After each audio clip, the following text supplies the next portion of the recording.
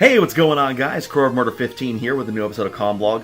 First, I want to apologize for not getting an episode out last weekend. I was going to do a special episode of Classic Plastics yesterday, but it was really crowded. There really wasn't an area to set up at, and the circumstances weren't good to do an episode of Comblog, so I decided to go ahead and do it today. Since I'm going to be home, there's not going to be any Game Bros recording going on right now, where Ray's busy and Alicia's still up at Classic Plastics right now, which I'm having to stay home, but no big deal. But anyway, guys, we got a lot to cover today, so let's go ahead and get into some Game Bros news. So, we've been focusing more on smaller series, some retro series stuff, which actually will be starting tomorrow. We're going to be doing another NES game, because I'm trying to do a balance. Okay, along with doing shorter series, I'm also trying to find a balance between newer games and older games, because I know there's a lot of you that like watching the older games like the NES, Super Nintendo, Sega Genesis, and then some of you are like looking towards newer games that are like coming out soon.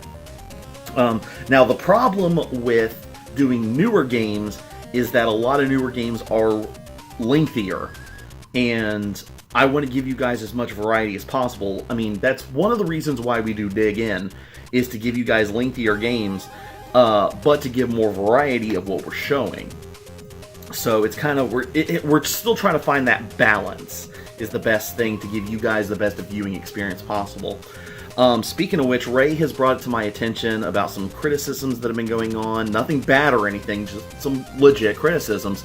And I've taken those into account, and we will be doing our best to be doing better in the future for future episodes. So the only way we can learn, guys, is seeing what we're doing good, what we're doing bad, what we can improve on. It's like I say in my top 10 countdowns, which I'll get to that in a minute.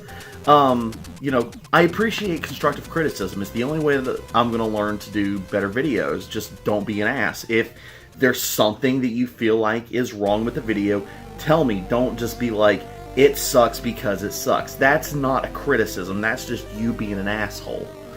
So, but we've got a lot of stuff underway for Game Bros. There's a bunch of games that I've actually got lined up, planned for in the future months, which one I'm slowly working on right now, which, like I said, hopefully around the end of March, beginning of April, it might happen.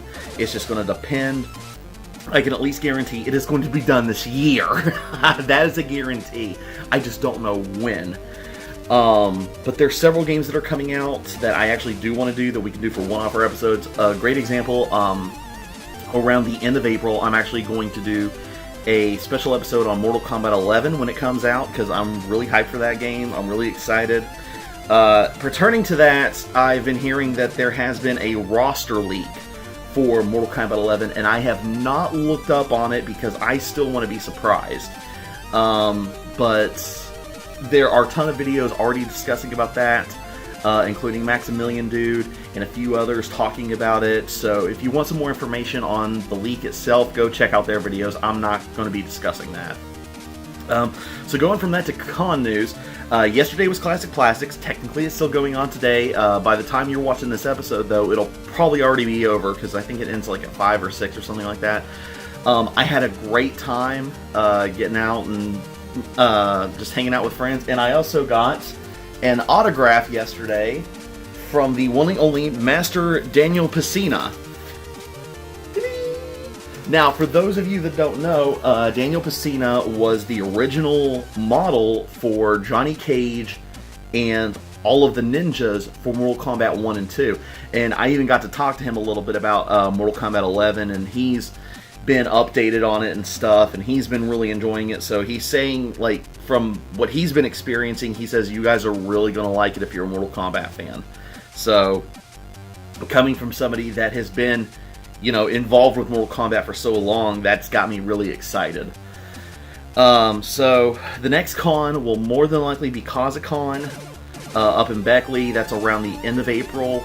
And then after that, I'm not sure. Sabasacon's definitely still going to be there in October. So, it's just going to, we'll just have to play it out. Okay, so going into personal news and internet news stuff, because I like to mix some of this stuff up. I wanted to talk about something that I discussed in my last episode of Comblog, and I wanted to clear things up a little bit because I wasn't completely informed during the video. So I was talking about, excuse me, the Vic Mignogna accusations during the last episode, and I got a couple of things wrong. Well, yeah, I did, but I didn't. Because the main point of the accusations was apparently there were co-workers. Unfortunately, I can't remember the name, but it's the voice actress of Bulma from Dragon Ball Super that has launched a huge Kick Vic accusation against him, saying that he's done all these sexual harassment things to her, pulling her hair, kissing her neck, all this kind of stuff. Claiming that he was acting inappropriate during cons. People were able to see this stuff. And I wanted to throw my 2 cents on the situation. And now this is all hearsay. This is not proven. This is not 100% fact. This is literally just hearsay from where I've been getting my sources, which is videos from a YouTuber known as Super Saiyan Paul. If you want more information on the entire story, go check out his videos. Him and his friends have actually been searching up and down through Twitter, posts on the internet from actual people from Funimation, including the voice actress that's making these accusations against Vic. And it's crazy. It's a huge, crazy situation. Now, my whole 2 cents on it. Do I think that Vic is guilty? Yes and no, because I don't think that he is guilty of every single thing that he is being accused of. But that's not to say that he may have not acted inappropriately at times with certain people. Just not as maliciously as these claims have been coming out to be. But from the latest that I've heard, now like I said, this is just stuff I've heard, so take it with a grain of salt, that Vic has lawyered up. He's actually going against Funimation, and Funimation has been trying to talk him to settling this out of court. So we'll just have to see where this leads. It's definitely an interesting story. Definitely look up on it. And tell me what you guys think. Tell me in the comments below. Do you think he is guilty of all these things that he's being accused of? Do you think he's innocent? Let me know in the comments below. Let's get a discussion going about this. And don't worry, if you disagree with me, I'm not going to maliciously attack you or anything like that. I literally just want to know your guys' thoughts and get a discussion going. And there's another thing I want to discuss too. And I want to comment this down below. Actually, I want to comment on this, but I don't want a discussion started on this because I don't want to give a lot of traffic to this because of the situation that it's creating. So, about a week or so ago, there's been this stupid, and I mean stupid crap going around called the Momo Challenge. I'm sure a lot of you have been hearing about this. Essentially what has been going on is somebody has been going into YouTube and YouTube Kids specifically, making these videos that are splicing into kids programming with this image. Oh, hi, Kit. Kit's wanting to throw her 2 cents into it. Making these videos where it seems like episodes of Peppa Pig and children's programming, that this startling image comes up and this voiceover comes on telling kids to do things they're not supposed to, self-harm themselves, and essentially suicide. And I do not stand for this kind of crap.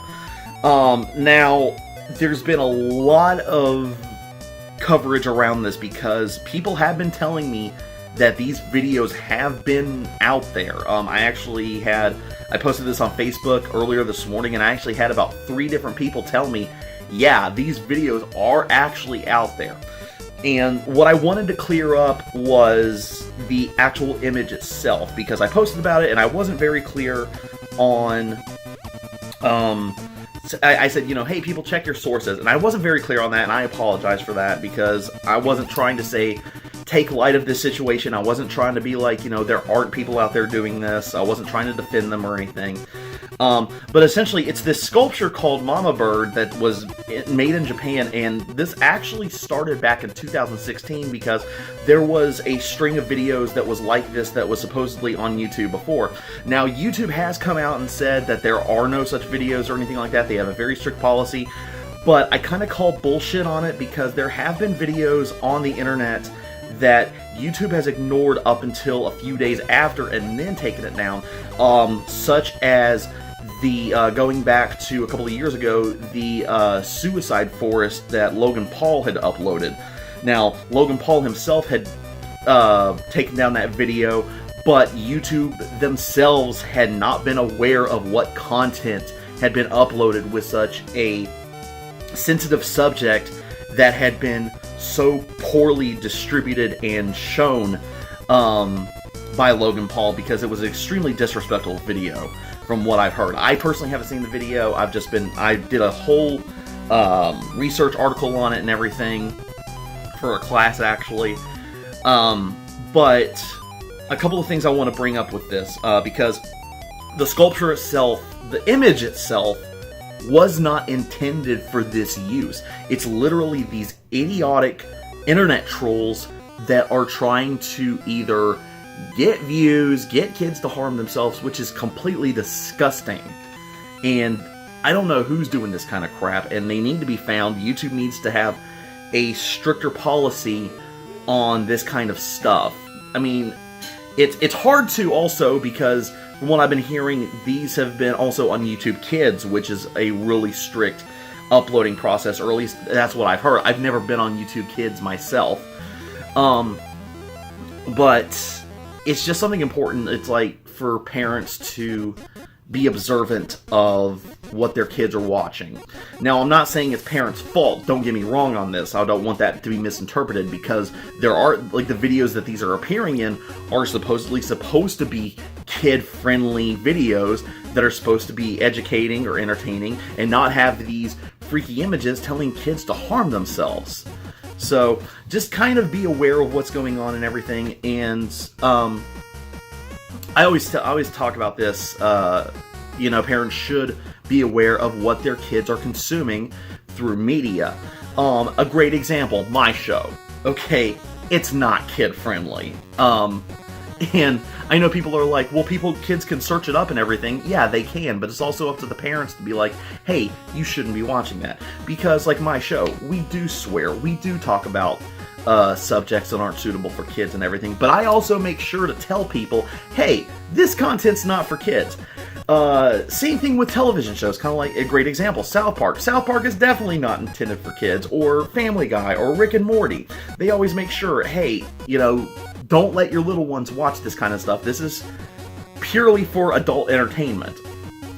But in this certain case, with this Momo challenge, it's hard to decipher with that, because you think that these videos are intended for kids, or, well, not necessarily the part that's spliced in, but it appears to be something that's intended for kids and is supposed to be kid-friendly. So my whole point in this is just be careful, what type of videos you watch and everything, and monitor what your kids are watching. Kind of, before the kids watch it, maybe watch it yourself a little bit. Skim through it, make sure there's nothing spliced in or anything like that. And yeah, it is annoying, because it does take time out of your day to make sure that what are essentially supposed to be kid-friendly episodes of Peppa Pig or of the like are supposed to be good, and not having this bullcrap spliced into it. So it does make it a little bit harder to track down this crap kind of down. So, but I just wanted to clear that up, get my 2 cents on it. I'm not trying to defend these people that are doing this, because I honestly think it's sickening for somebody to tell kids to harm themselves and harm others and to commit suicide, because you guys know my stance on that from past experiences in my life. So, but anyway, guys, just be aware of what's going on, educate yourselves on the situations and stuff. That's all I'm trying to say. But anyway, guys, I'm going to go ahead and hop off here. I'm going to try to actually relax the rest of the day, because I'm actually pretty tired from my trip to Parkersburg yesterday for Classic Plastics. But like I said, I had a great time. Make sure to tune in for new episodes of Game Bros this coming week, and make sure to also tune in for a new episode of Dig In this coming Saturday. And I will catch you guys next time. So this is CrowMurder15 signing off.